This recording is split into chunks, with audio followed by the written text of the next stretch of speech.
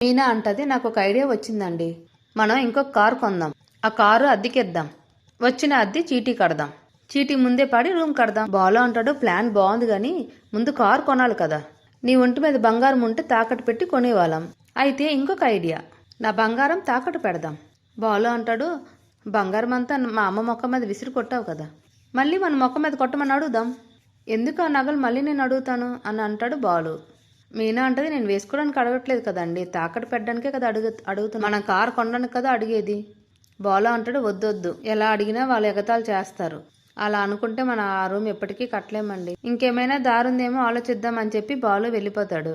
మనోజ్ షాప్లో ఉంటాడు. రోహిణి అప్పుడు వస్తుంది. రోహిణి అంటది మనోజ్తో, బాంబే నుంచి తెలిసిన వాళ్ళు వస్తున్నారు, ఇక్కడ పెద్ద రిసార్ట్లో ఈవెంట్ ఒకటి చేస్తున్నారు, బాగా డబ్బున్నోళ్ళు, రమ్మని మనకు కూడా ఇన్విటేషన్ ఇచ్చారు, మనము వెళ్దామా? మనోజ్ అంటాడు, కానీ మనకు అవ్వదు కదా, షాప్ ఉంది కదా, స్టాఫ్ని చూసుకోమందాం అంటది రోహిణి. లేదు రోహిణి, నేను నిన్ను నన్ను తప్ప ఎవరిని నమ్మను. అది కాదు మనోజ్, మనిద్దరికి పెళ్ళయ్యాక మనిద్దరం ఏకాంతంగా గడిపే రోజే రాలేదు. హోటల్లో మనకి సెపరేట్గా రూమ్ ఇస్తే నైట్ అంతా ఏ డిస్టర్బెన్స్ లేకుండా హ్యాపీగా స్పెండ్ చేయొచ్చు. కాదనుకో మనోజ్, ప్లీజ్. మనోజ్ అంటాడు, ఏంటి ఇంత పెద్ద ఆఫర్ ఇస్తున్నావు? రోహిణి అంటది, ఇలాగే ఉంటే మనిద్దరి మధ్యన దూరం పెరుగుతుందేమో అని భయం వేస్తుంది, అందుకే దగ్గర అవ్వాలని ఆశ పుట్టింది. కాదనుకో మనోజ్, మళ్ళీ ఎప్పుడు పడితే అప్పుడు నేను ఆఫర్ ఇవ్వను. బెస్ట్ ఆఫర్ ఇస్తే ఎంతసేపు ఆలోచిస్తున్నావు వేటి మనోజ్? సరే అయితే రోహిణి, నీకన్నా నాకేది ఎక్కువ కాదు, వెళ్దాం. రోహిణి అంటది, చాలా థ్యాంక్స్ మనోజ్, నువ్వు ఒప్పుకున్నందుకు. అంతలో మనోజ్కి ఒక ఫోన్ కాల్ వస్తుంది. 10 ఫ్లాట్లకి ఫర్నిచర్ కావాలని ఒక కస్టమర్ ఫోన్ చేస్తారు. మనోజ్ అంటాడు, ఏమేమి కావాలి సార్? సోఫాలు, dining tables, wardrobes, dressing tables, teapoy కావాలి. కస్టమర్ రేపు వస్తానని చెప్పి ఫోన్ పెట్టేస్తారు. మనోజ్ రోహిణితో ఇలా అంటాడు, రోహిణి, మనకి చాలా పెద్ద ఆర్డర్ వచ్చింది, సింగిల్ పేమెంట్ చేస్తారంట, తక్కువలో తక్కువ 4 లక్షల బిల్ అయితే అవుతుంది రోహిణి, ప్రాఫిట్ అయితే 1,00,000 పైనే వస్తుంది. అప్పుడు రోహిణి అంటది, కానీ మన రేపు రిసార్ట్కి వెళ్తున్నాం కదా మనోజ్. మనోజ్ అంటాడు, ఇంత పెద్ద ఆర్డర్ వస్తే రిసార్ట్ ఉండవేటి రోహిణి, నేనుంటాను, నువ్వు వెళ్ళిరా. అయితే సరే అంటది రోహిణి. రాత్రి అవుతుంది. బాలు ఇంటి దగ్గరికి వస్తాడు. కారు నుండి బయటకు వచ్చి మీనాకి కాల్ చేస్తాడు. మీనాని బయటికి రమ్మని పిలుస్తాడు బాలు. మీనా అంటది, ఎందుకండి? ఒకసారి రా మీనా అని అంటారు బాలు. మీనా బయటకు వస్తుంది. ఏంటి లోపలికి రాకుండా నన్ను బయటికి పిలిచారు? బాలు అంటాడు, సబదాలు చేసుకుంటూ పోతున్నావు, ఆ సబదాల కోసం నేనే కదా తిప్పలు పడాలి, రూమ్ కట్టాలి అనే ఆలోచనకి ఈరోజు నేను పునాదిరాయి వేస్తున్నాను, ఇదిగో ఇటుకలు తీసుకొని వచ్చాను. మీనా అంటది, ఎవరి మీద విసరడానికి ఇటుకలు తీసుకుని వచ్చారు? విసరడానికి కాదు మీనా, రూమ్ కట్టించడానికి.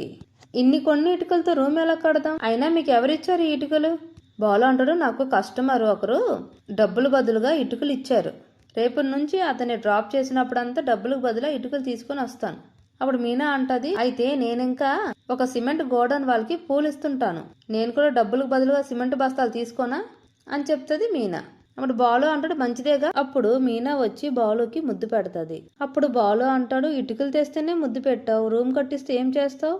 మీరు రూమ్ కట్టిస్తే 4 పిల్లల్ని కనిస్తాను అని చెప్పి ఇద్దరు ఇటుకలు తీసుకొని ఇంట్లోనికి వెళ్తారు.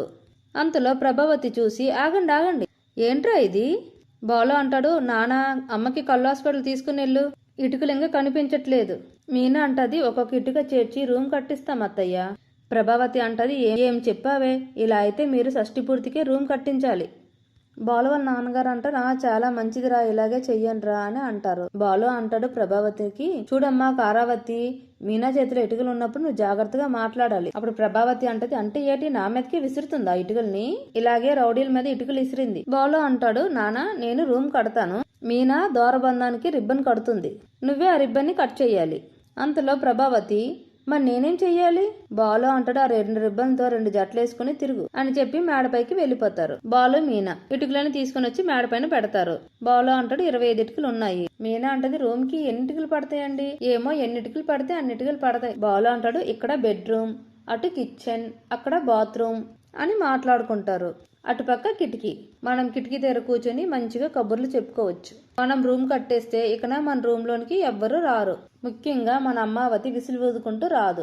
అలా ఇద్దరు మాట్లాడుకుంటారు. ఉదయం అవుతుంది. మనోజ్ షాప్ లో దేవుడికి దండం పెడుతూ ఉంటాడు. రోజు పెద్ద పెద్ద ఆఫర్స్ వచ్చేలా చూడు దేవుడా, త్వరలోనే నీ గుడికి వచ్చి 1116 సమర్పిస్తాను. అంతలో నిన్న ఫోన్ చేసిన అతను షాప్ కి వస్తారు. అతనితో ఒక ఫ్రెండ్ ని తీసుకొని వస్తారు. రండి కూర్చోండి అని కూర్చోబెడతాడు మనోజ్. కస్టమర్ అంటారు ఫర్నిచర్ రెడీగా ఉంటే ఇప్పుడే డబ్బులు ఇచ్చి తీసుకుని వెళ్తామని. మనోజ్ అంటాడు ఆగండి బిల్ రాసి ఇస్తాను. కస్టమర్స్ అంటారు మాకు బిల్ వద్దు. అదేంటి, మా పర్చేస్ అంతా ఆఫ్ రికార్డ్ ఉంటుంది, ప్రతిదీ అఫీషియల్ గా చూపిస్తే ట్యాక్స్ ఎక్కువ పడుతుంది, కాబట్టి మాకు బిల్ వేయకుండా ఇవ్వండి. మనోజ్ అంటాడు కరెక్టే గాని తర్వాత నాకు ప్రాబ్లం అవుతుందేమో.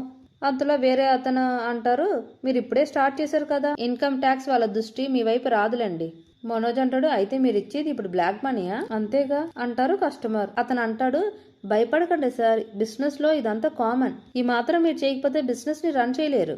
మీకు భయం అయితే చెప్పండి, వేరే షాప్ వెళ్ళిపోతాం. మనోజ్ అంటాడు వద్దొద్దులండి, నేను ఇస్తానులేండి, మీరు తీసుకొని వెళ్ళండి. కస్టమర్స్ డబ్బులు ఇస్తారు, మనోజ్ డబ్బుల్ని తీసుకుంటాడు. అడ్రస్ ఇవ్వండి, ఫర్నిచర్ పంపించేస్తాను. కస్టమర్స్ అంటారు వద్దులండి, మేము బండి తీసుకొని వచ్చుకున్నాం, మేము ఫర్నిచర్ తీసుకొని వెళ్ళిపోతాం అని చెప్పి వాళ్ళు ఫర్నిచర్ ని తీసుకుని వెళ్ళిపోతారు. రవి రూమ్ లో ఉంటాడు. శృతి చాలా టయర్డ్ గా ఇంటికి తిరిగి వస్తుంది. అప్పుడు రవి అడుగుతాడు ఏంటి శృతి ఈ రోజు చాలా టయర్డ్ గా ఉన్నావు, రోజంతా నిలబడి చాలా కాళ్ళు నొప్పి పడుతున్నాయి. రవి అంటాడు మరి కాసేపు కూర్చోవచ్చు కదా.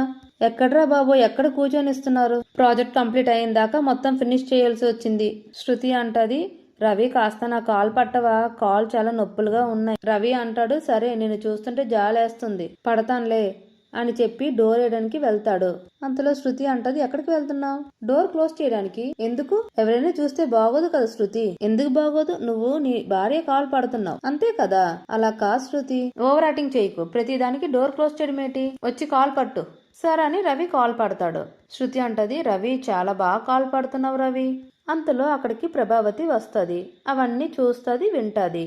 అంతలో శృతి ఏం చేస్తుందంటే పక్కనే ఉన్న నెయిల్ పాలిష్ తీసుకుని రవి నెయిల్ పాలిష్ పెట్టవా?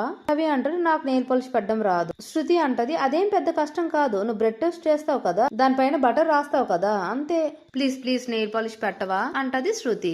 రవి ఇంకా సరేలే, నువ్వు ఇంత ముద్దుగా అడిగితే పెట్టుకుంటూ ఉంటానా అని చెప్పి పెడుతూ ఉంటాడు. అంతలో ప్రభావతి ఏంటి అమ్మాయి కాలు పట్టిస్తుంది అనుకుంటేనే మర్యాద లేకుండా గోల్డ్ రంగు ఇంకా వేయించుకుంటుంది అని మనసులో అనుకుంటాది. వామ్మో వీళ్ళిద్దరిని ఇలాగే వదిలేస్తే నా కొడుకుని పనివాడు చేసినట్టుంది అని చెప్పి రూమ్ లోపలికి వస్తది. శృతి చూసి అంటది హాయ్ ఆంటీ, మీరేంటి ఇలా వచ్చారు? నేను ఎందుకు వచ్చానో తర్వాత చెప్తాను గాని నువ్వేంటి వాడి చేత కాల్ పట్టించుకుంటున్నావు? స్టూడియోలో చాలాసేపు నిలబడి ఉన్నాను కదా ఆంటీ, అందుకే కాల్ బాగా నొప్పులయ్యేవి, అందుకే రవికి కాల్ పట్టమని చెప్పాను.